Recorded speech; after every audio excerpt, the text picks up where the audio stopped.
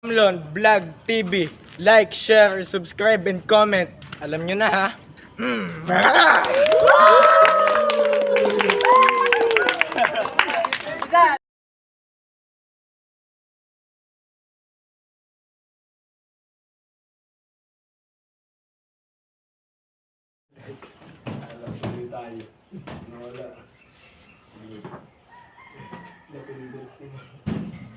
Direk Ramlon. Kaway-kaway.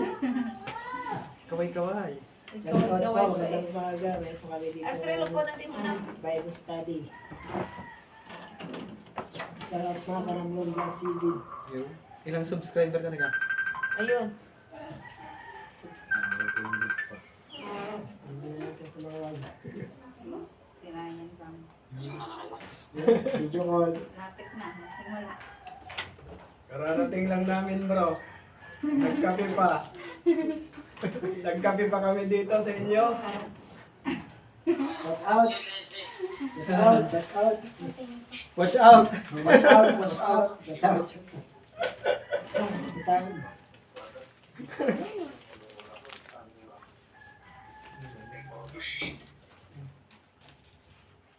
Ano ka?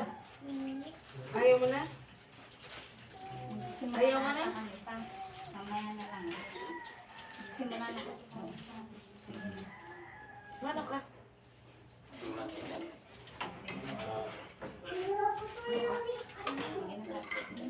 Ay, tigan mo na. 20 kilos ka na eh. Sige, tayo ay mag-umpisa po sa ating gawain. Una po ay tayo mag-opening prayer. Tapos konting pasalamat sa Panginoon. Tapos diretso na tayo sa ating pag-aaral. Sige, mag-pray tayo. Panginoon na muli po nagpapasalamat sa Pasko. Salamat po sa pag-iingat po sa amin sa biyahe. Kami nakarating ng maayos at ligtas. At kami nagpapasalamat dahil dadap na namin ang family ni Sister Rachel. Nag-aantay sa iyong salita. At salamat na rin Panginoon sa fellowship at sa aming pong pagsasama ngayon sa kanilang tahanan. Samahan mo po kami sa aming pag-aaral at maging ang aming pong isip at puso. Buksan mo sa iyong mga salita na marami kayong natutunan. Sa umagang ito, ikaw po ang patuloy namin tinataas at ito po ang aming dalangin sa mga alam po ng Jesus. Amen. So, dapat po tayo sa ating pasasalamat sa Panginoon. So, siguro ay mauna si Sister Rachel. Salamat. Salamat. Nagpapasalamat ako sa Panginoong Diyos dahil nakarating kayo ito ng maayos at nagpapasalamat din ako dahil malayo kami sa sakit. Nagpapasalamat din ako dahil naidaos din namin ng maayos ang birthday ni Mama.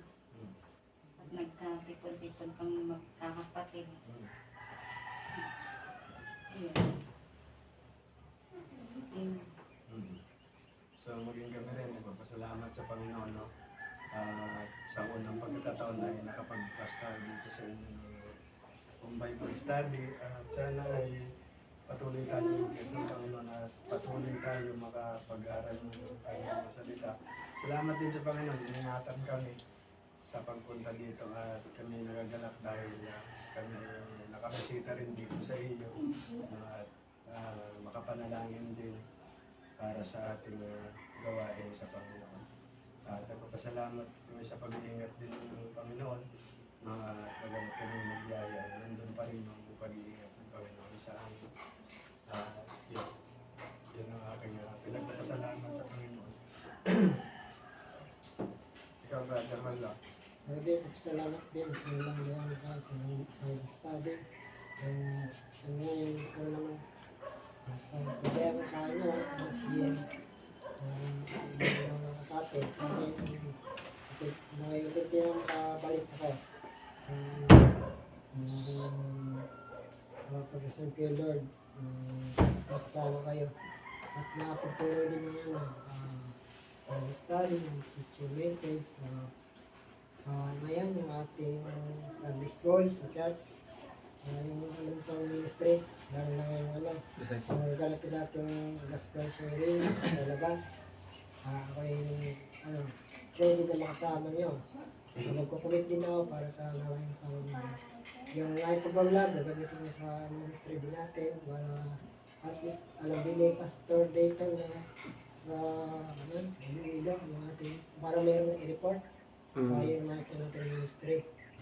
Ayan, para yung matawanan natin ng stansya, Iloilo. Kaya, salamat sa Panginoon din. Itas din tayo ng ayos at dito sa tahanan na pare, restoration. At hindi lang itong Sabado na araw na tayo makapunta, masusunod pa. Yung nga by family schedule. Yung ating Bible study. So, yun lang po ngayon. Salamat sa Panginoon.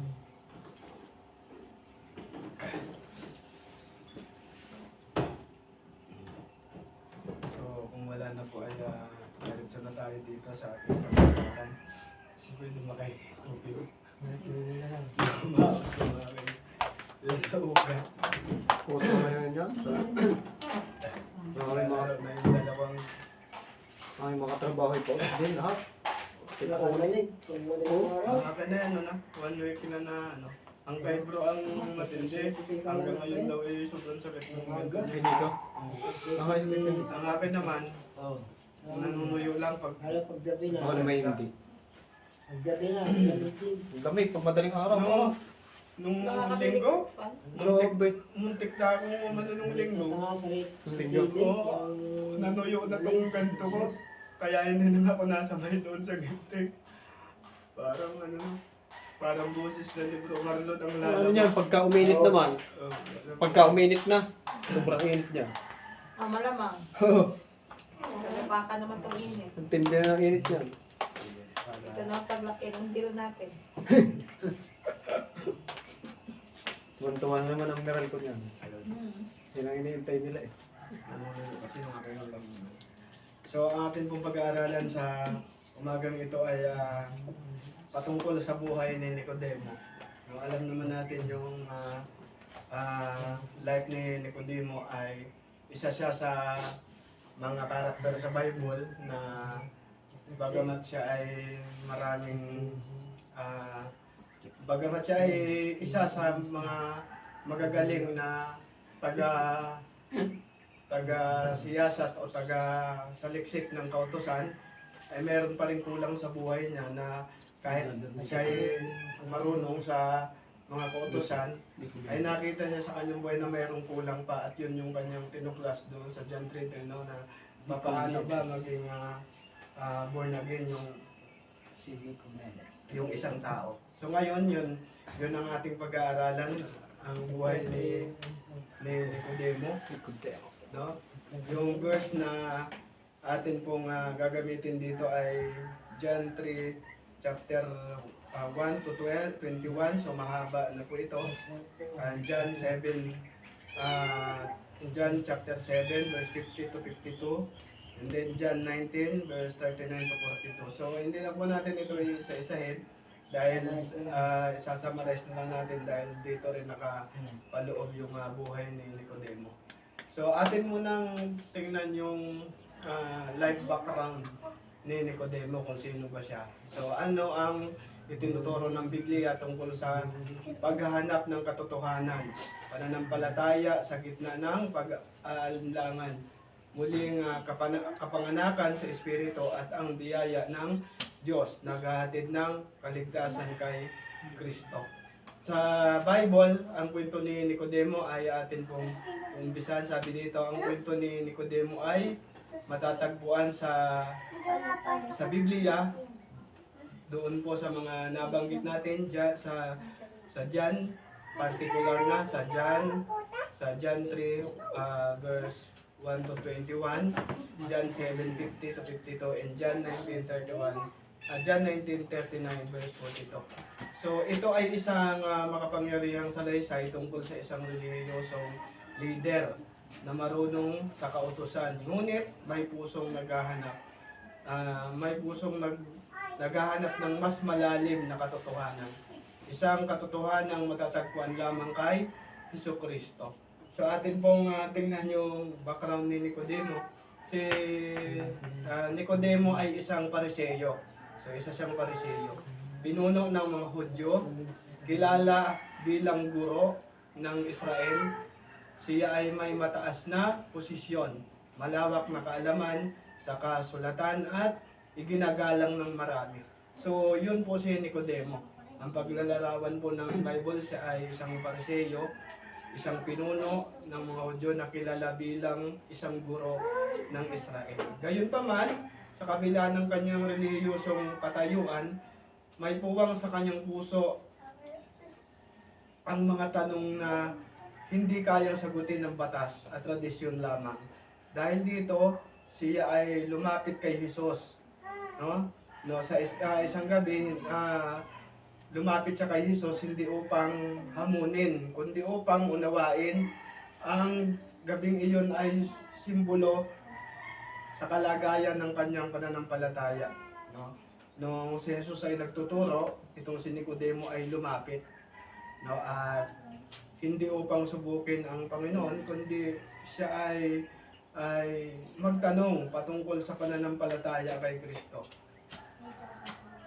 So sabi dito, may liwanag ng paghahanap, ngunit may dilim na pag-aalinlangan. Sa kanilang pag-uusap, sinabi ni Jesus ang isang katotohanan na yumanig sa pananaw ni Nicodemo. So ito kasi si Nicodemo ay mayroon siyang mataas na posisyon bilang isang Pariseo at siya ay bihasa pagdating sa mga kautusan. Pagdating sa mga kautusan.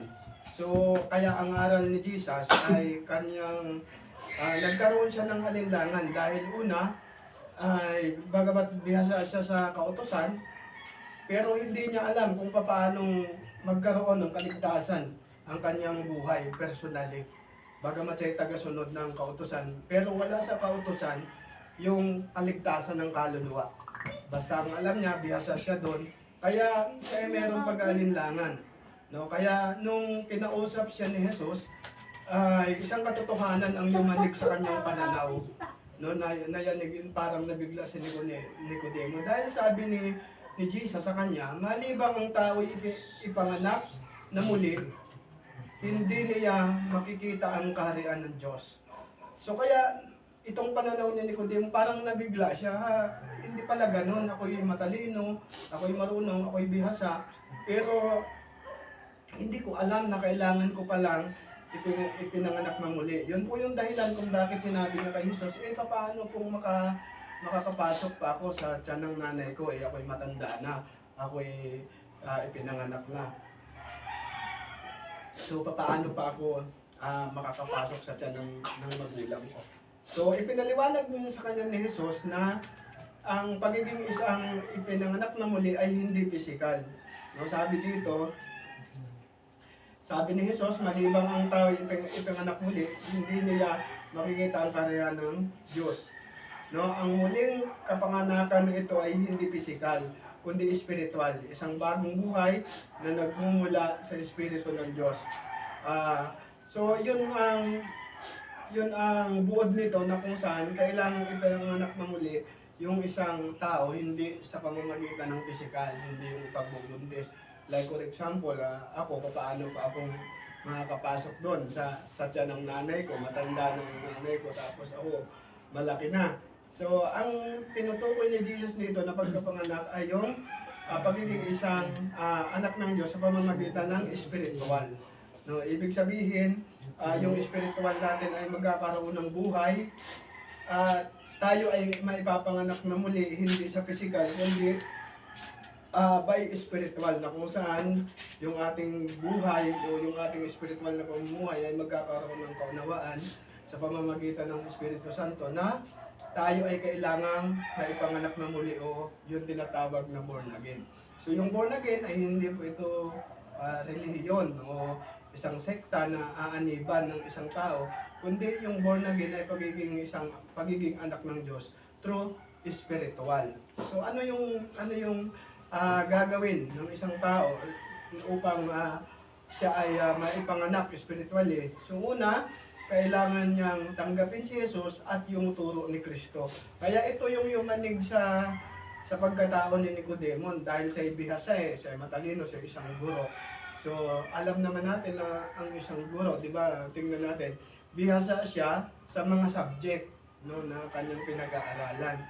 Bihasa, alam niya yung libro. So, parang ganun si Nicodemo, alam niya yung libro ng kautusan. Bihasa siya doon, magaling siya doon.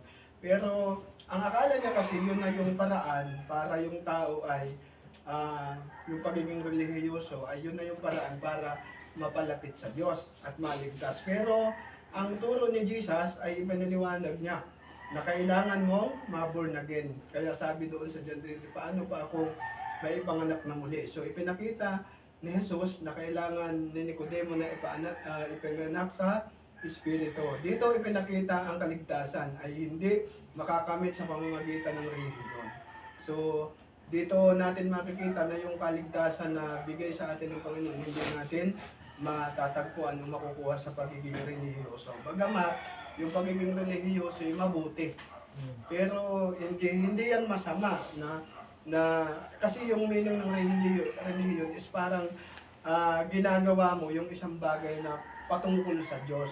Pero hindi yun yung susi para tayo ay magkamit ng kaligtasan. So, sabi dito, ang kaligtasan ay hindi makakamit sa pamamagitan ng relihiyon, kaalaman o mabuting gawa, kundi sa pananampalataya kay Hesukristo. So doon po natin makukuha yung kaligtasan sa pamamagitan ng pananampalataya kay Jesus. So kaya itong si Nicodemo ay nabigla siya. Ganun pala yun, kailangan ko palang manalig at sumampalataya sa iyong turo at tanggapin bilang Panginoon at tagapagligtas. At doon pa lang si Nicodemo magiging born again o ipinanak muli spiritually. So sa pamamagitan po ng ating pananampalataya kay Jesus, tayo ay magkakaroon ng kaligtasan. So kaya hindi dito issue na marami kang alam sa Bible, bihasa ka sa Biblia, lahat ng verse alam mo. Kung wala ka namang relationship sa Panginoon, wala kang pananampalataya sa Diyos, meron kang talino na para lang sa'yo. Ikaw lang yung nakakaalam na matalino ka. Pero yung lahat ng talino mo is hindi siya counted para ikaw ay maligtas. Kasi ang kailangan mo, may panganak ka sa Espiritu, may panganak ka sa spiritual na kapanganakan, hindi sa pamamagitan ng pisikal, at magkaroon ka ng pananampalataya sa Panginoong Hesus. Bagamat hindi agad lubos na naunawaan ni Nicodemo ang lahat, ang binhi ng katotohanan ay naitanim sa kanyang puso. Makalipas ang panahon, dito po sa John chapter 7 verse 50 to 52, so kung may mga Bible kayo, so doon natin makikita na si Nicodemo ay tumanggap at kinilala ang Panginoon. Makikita siyang lumayo, bagamat maingat upang ipagtanggol si Jesus. John 7:50 to 52. So, basahin natin, Brother Marlon. Nalog. Kaya pinipidemo sa kanila, sila mga kabilang sa mga Pariseo na pumunta ng una kay Jesus. 51, ang ating batas ba ay mga hatol sa isang tao na hindi ngunit narinig siya mabatid kung ano ang kanyang ginagawa. Verse 52, sinagot sila at sinabi sa kanya, may galing ka din ba sa Galilea? Paliksikin at tingnan mo na walang propeta na galing sa Galilea. So, ayun. So, nung nagkaroon ng confusion na itong si Nicodemo doon sa turo nila o sa kanilang mga katuroan, so nagkaroon ng tanungan. No, si Nicodemo ay pumunta sa kapunuan ng mga Pariseo at ipinaliwanag niya na mayroon bang ganitong katuruan yung ating itinuturo. So, sapagkat nakita niya na kakaiba itong turo ng Panginoon. Ito talaga ay nagmula sa turo ng salita ng Diyos. So sabi doon, makikita siyang tumayo, bagamat maingat upang ipagtanggol si Jesus laban sa agarang paghatol ng Sanhedrin. So kasi noon, at the time kasi ng Panginoong Hesus, kapag i-claim mo na ikaw ang Diyos, o sinasabi mong ako ang Panginoon, ay yun ay isang kalapastanganan sa turo ng mga Pariseo o ng mga Hudyo. Kaya nung nakita na si Jesus ay nagtuturo, at itong si Nicodemo ay nandun, ipinagtanggol niya si Jesus. Sabi niya doon, di ba, sa pagbasa, mayroon bang ganitong turo sa atin na kung bakit natin nahatulan yung Panginoon. So, pinagtanggol niya si Jesus laban sa agarang paghatol ng Sanhedrin. Ipinakita nito ang unti-unting paglakas ng kanyang loob at pananampalataya. So, unti-unting nakita doon kay Nicodemo na nag-iba yung kanyang pananaw. So, hindi dahil sa matalino siya, kundi unti-unti niyang naunawaan ang tunay na katuruan. So, kaya lumakas yung kanyang loob na ipahayag doon sa kapwa niya mga Pariseo. Actually, mahirap ito eh. Kasi ikaw ay leader.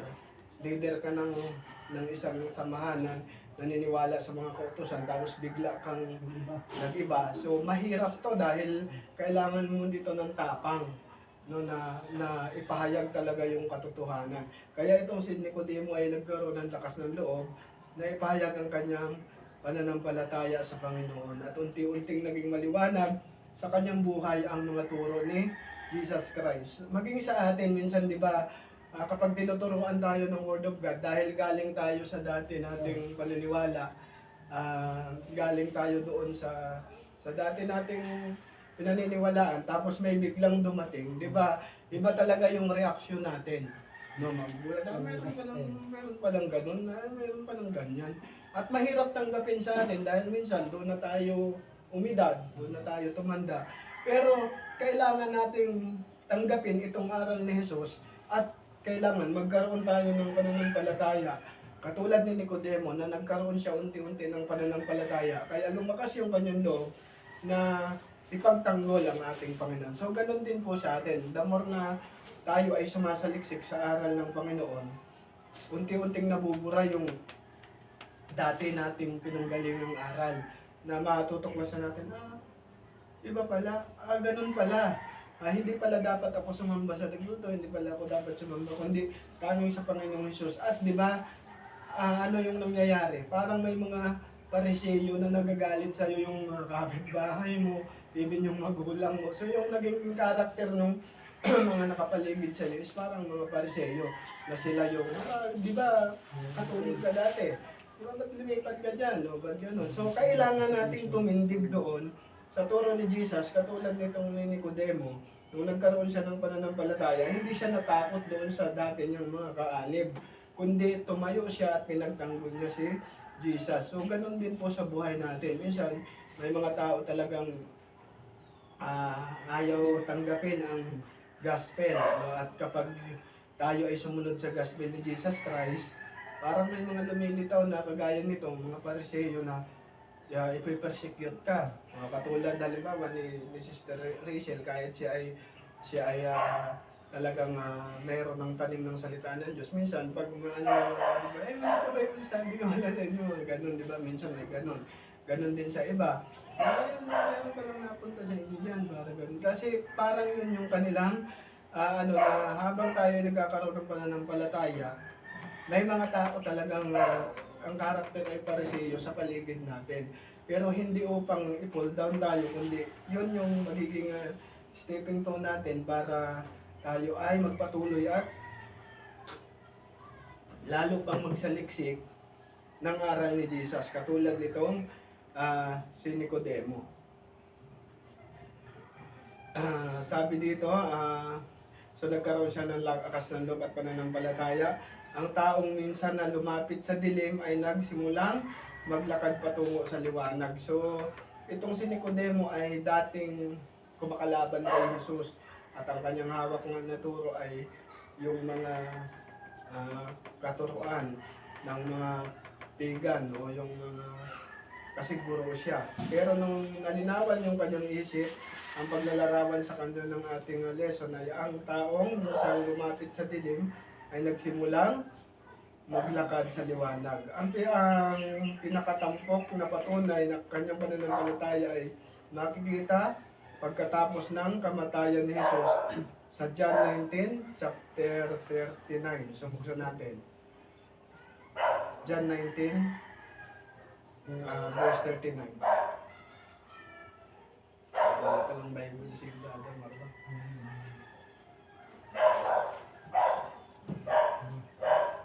Nasa naman. Pumunta rin si Nicodemo na siyang unang pumunta kay Jesus ng gabi. Nagdala siya ng pinaghalong mira at sabila, mga 100 litras ang bigat. Ayun. So, makikita natin doon, pagkatapos ng kamatayan ni Jesus, no, ay pumunta nga itong si Nicodemo ay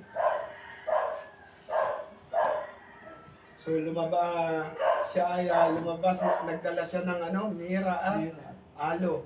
O ito ay isang mahal at marangal na handog upang ilibing ang katawan ng Panginoon. Ang kilos na ito ay hindi lamang tanda ng paggalang, kundi isang malinaw na pahayag ng paninindigan. Ang takot ay napalitan ng tapang, ang gabi ay napalitan ng liwanag. So, yun po ang sabi. Dahil siya nga ay isang guro o isang leader ng kautusan, so ito ay nagpapakita ng kanyang tapang at paggalang sa Panginoon at paninindigan. Dahil hindi siya natakot na siya ay baka patayin, siya ay baka bugbugin ng kanyang mga kaanib. Dahil maliwanag na sa kanya ang turo at buhay ni Jesus Christ, kanya itong pinanindigan. No? Yung takot niya ay napalitan ng tapang. No, parang katulad siya ni Paul, di ba? Dati persecutor. Pero nung nakilala niya ang Panginoon, hindi na siya takot, kundi dahil maliwanag na sa kanya yung turo ni Jesus Christ, meron na siyang tapang na ipaglaban ito at panindigan. Sabi dito, ang mensahe ng buhay ni Nicodemo ay malinaw. Ang paghahanap ng katotohanan ay hindi kasalanan. Ito ay maaaring maging daan patungo sa tunay na pananampalataya. So, yung buhay po ni Nicodemo, ang reflection nito ay yung isang naghahanap ng katotohanan, no, ay hindi po kasalanan. Yung saliksikin mo, hanapin mo ang tunay na katuruan ng Panginoon. So, hindi po yan kasalanan. Ito pa yung magiging daan patungo sa tunay na pananampalataya. Ang relihiyon lamang ay hindi sapat. Kailangan ang muling kapanganakan sa Espiritu. Ang pananampalataya ay maaaring magsimula sa lihim, ngunit ito ay hahantong sa hayag na pagsunod. Sa hayag na pagsunod. Ang biyaya ng Diyos ay maabot kahit sa mga taong may pag-alinlangan, basta't bukas ang puso kay Kristo. So, yun po, kahit na minsan ay hindi natin maintindihan yung isang bagay pa sa paglilingkod sa Panginoon, minsan nakikita yan sa ating pagsunod. Ang biyaya ng Diyos ay umaabot kahit sa mga taong may pag-aalinlangan. Basta, kahit ikaw ay nag-aalinlangan, basta bukas yung puso mo, no, bukas ang puso mo para sa Panginoon, darating yung panahon na may intindihan mo ang pamumuhay na patungkol kay Kristo at lalo na po yung mga aral ng Panginoon. Kung patuloy tayong nag-aaral na katulad nito, no, di ba? Unang pinag-aralan natin yung buhay ni Nicodemo. So, mag-uumpisa na ito na magkakaroon tayo ng karunungan na nagmumula sa Panginoon. Sa panahon na tayo ay puno ng tanong, takot o pagkalito, kapag tila mas ligtas, mananatili sa dilim, inaanyayahan tayo ng Diyos na lumapit kay Jesus tulad ni Nicodemo, sapagkat sa Kanya ang gabi ay nagiging umaga. Ang pag-alinlangan ay nagiging pananampalataya. So ito po yung ibig sabihin dito ng kadiliman o gabi ay yung galing tayo doon sa masalimuot na pamumuhay katulad ni Nicodemo. Namuhay siya sa kasalanan, namuhay siya sa panlalamang dahil nga siya ay iginagalang, di ba? Kilala siya bilang guro ng Israel. So ibig sabihin, hindi lang basta tao itong si Nicodemo, siya ay ma-impluwensya sa lugar ng Israel. Kaya kung ano yung sinabi niya, parang batas na susundin ng mga tao. Pero nung nakilala niya, nung lumapit siya sa Panginoong Hesus, so siya mismo ay nagsalansang doon sa dati niyang turo. at kanyang ipinagtanggol na ang katuroan ng Panginoon. So ganun din sa atin, habang natututo tayo, habang lumalago tayo, matututo tayong idepensa yung turo ni Kristo sa buhay natin. Yung takot, mapapalitan ng tapang, at yung pag-aalinlangan ay mapapalitan ng pananampalataya sa Panginoon. At ang lumang buhay ay mapapalitan ng bagong buhay na walang hanggan. So yung dati nating buhay, mapapalitan yun ng isang bagong buhay na walang hanggan. So yun po ang atin pong napakagandang kasaysayan ni Nicodemo. Ang nilalaman ng ang nilalaman nito ay nilalaan para sa pagninilay-nilay espiritual na nagbabahagi ang mga paliwanag ay nagkakabatay sa salita ng Diyos. No? So ito po ay naglalaman ng katuroan ng Panginoon upang maibahagi, no, at may paliwanag yung katuroan ng Panginoong Hesus sa buhay natin. Na ito yung pagiging simula ng ating muling paglapit sa Panginoon. So, ang pag-unawa sa salita ng Diyos ay hindi naman yan kagad-agad ay talagang maintindihan. Diba? Si Nicodemo nga, matalino, buro, pero kanyang sinaliksik talaga ang aral ng Panginoon. So, ganun din po tayong mga Christian.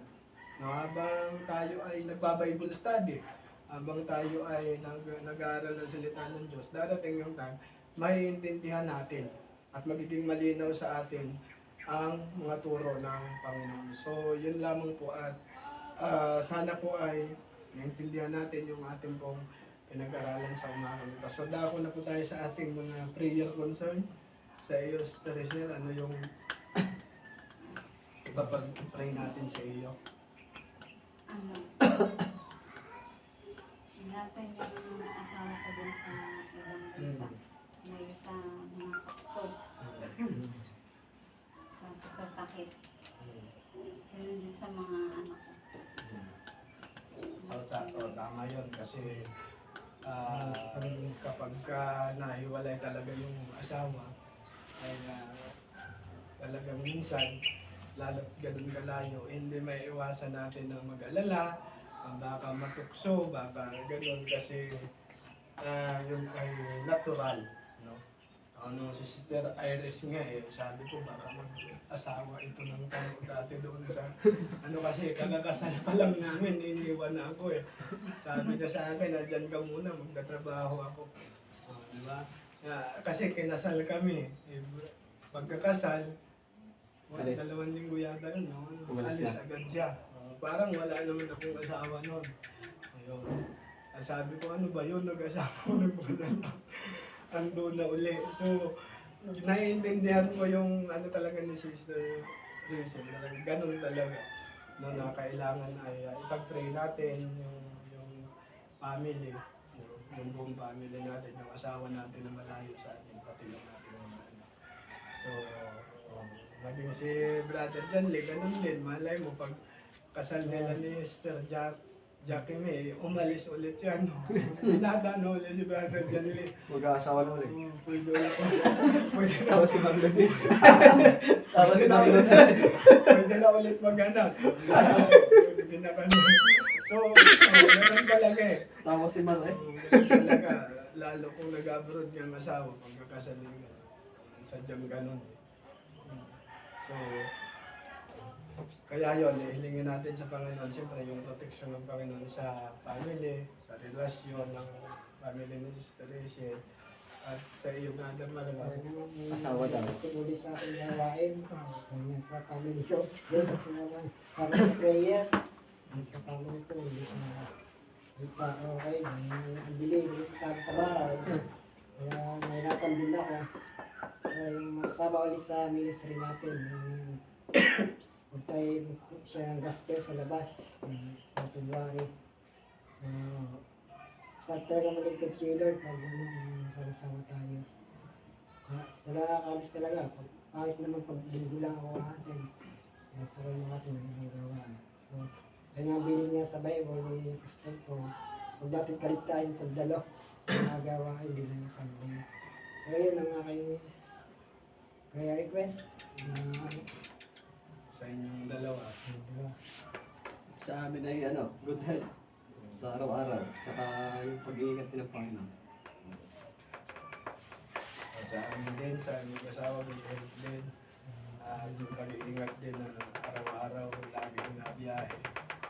Laging pagpasok sa trabaho, talagang puro sakay. Hindi natin alam yung sitwasyon. Pagkatapos ng trabaho, balik ulit, sakay ulit sa motor. So, yun yung rotation namin araw-araw. Kaya ipag-pray yung guidance ng Panginoon, pag-iingat.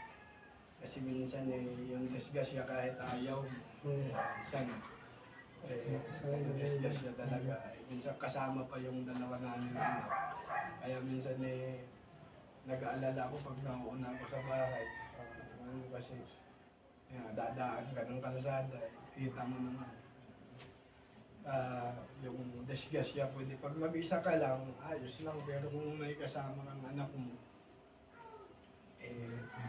mahirap talagang mag-aalala ka. Kaya isa rin yun sa naiisip ko na kung bakit gusto namin umupahan sa malapit. Kasi mapangalib talaga sa aking mga anak.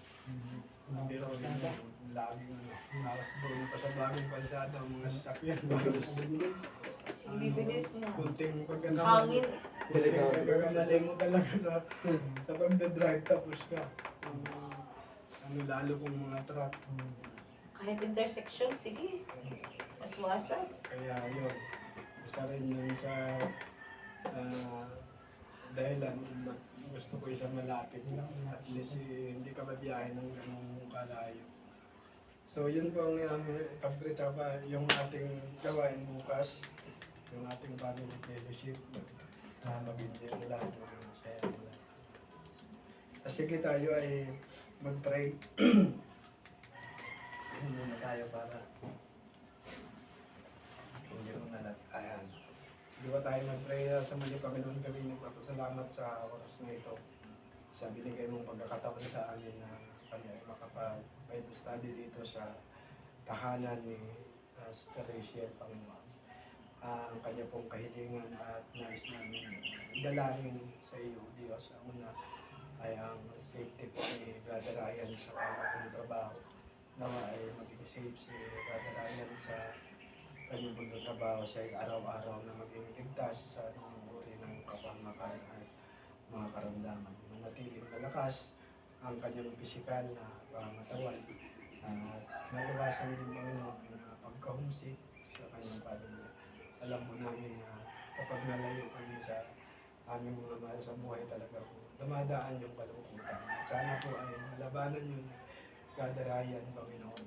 Sa ngayon ay hindi maging dahilan upang siya ay mapalapit sa tukso. Kundi Panginoon, proteksyonan mo po ang pagsasama nilang dalawa na manatiling ligtas sa Panginoon ang kanilang pagsasama na walang anumang balakid sa kanilang buhay. Sila ay magsama ng masaya at maglingkod sa iyo, Panginoon. Ganon din Sister Rachel sa kanya pong pag-aalaga sa kanilang dalawang anak, Panginoon. Nawa ay patuloy siyang maging matatag, maging lungkot din na malayo si Brother Ryan sa kanya, Panginoon. Kanya pong mapaglabanan at maalagaan niya ng maayos ang kanya po, ng kanila pong dalawang anak. Ito yung palaki niya ng maayos at may takot sa iyo, Panginoon. I-comfort mo po si Sister Rachel sa tuwing siya ay malulungkot, sa tuwing miss niya ang kanyang asawa, Panginoon, ay ikaw yung mag-comfort sa kanya, Panginoon. Ikaw ang patuloy na manguna sa kanyang buhay, sa kanyang pag-serve, Panginoon. Kami nagpapasalamat at siya ay muli namin nakasama sa pananimbahan at sana makapagpatuloy siya, Panginoon, magkaroon sa tatag sa kanyang pananampalataya. Buksan din po niya kanyang puso sa mas malalim pang relasyon sa iyo, Diyos. Na siya ay makapagpatuloy kasama ang kanyang mga anak at someday ay si Brother Ryan, Panginoon. Lubos mo pong pagpalain ang kanilang sambayan, una financially, ay maging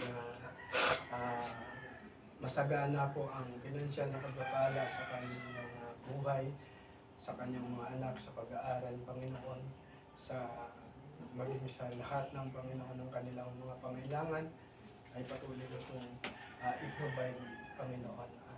Nawa ay maging masagana din ang kanilang buhay spiritual, Panginoon.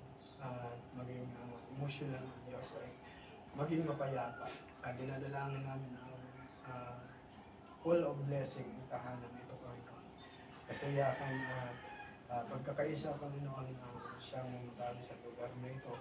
At ang yung anak, Panginoon, yes, sila panginahin sa kanyang pananampalataya pagkos siya ay patuloy na tumatag at patuloy na maglingkod sa iyo. Ganun din po kay Brother Jenny at kay Kuya Manny, po mag-iingat sa kanila sa araw-araw na pagtatrabaho, sa pag-drive, Panginoon, papasok ko po ang guide nila, Panginoon, na sila ay makarating ng maayos at ligtas, makauwi din, Panginoon, ng maayos at ligtas sa kanila po tahanan, at maging ang kanilang mga personal prayer, Panginoon, ay patuloy na bigyan ng kasagutan. Maging kay Brother Marlon,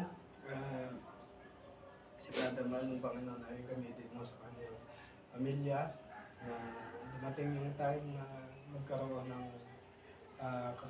pagpapakumbaba ang kanyang nanay at tatay, yung kanyang mga kapatid, na siya ay payagan na sa paglilingkod ng upang manumbalik ang lakas ni Brother Marlon Ramos. At ang kanyang pamilya rin ay dumating ng araw na sila ay makarinig ng salita upang makapaglingkod sila ng tama, Panginoon.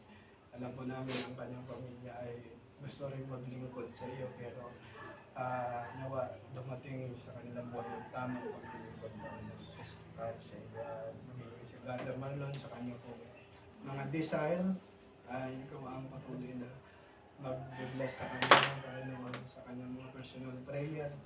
Ikaw po ang pagbigay ng kasagutan. Maging sa amin pong pag-uwi, mamaya, Panginoon, ikaw mag-ingat sa amin, makarating kami ng maayos sa amin, Panginoon.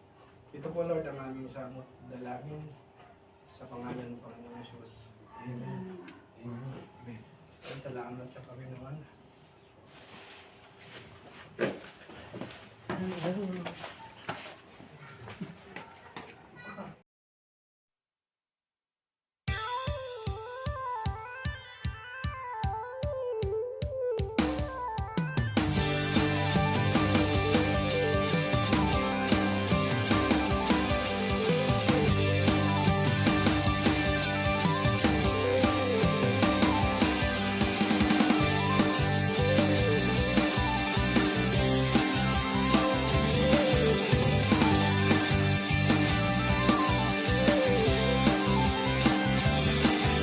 Sinabi ng Diyos na aangat ang buhay ko. Sinabi ng Diyos na sasagana ang buhay ko. Kaya't ako'y magsasaya pagkat ang sinabi ng Diyos ay sinabi niya. Kaya't di ko bibitawan ang lahat ng pangako niya. Sinabi ng Diyos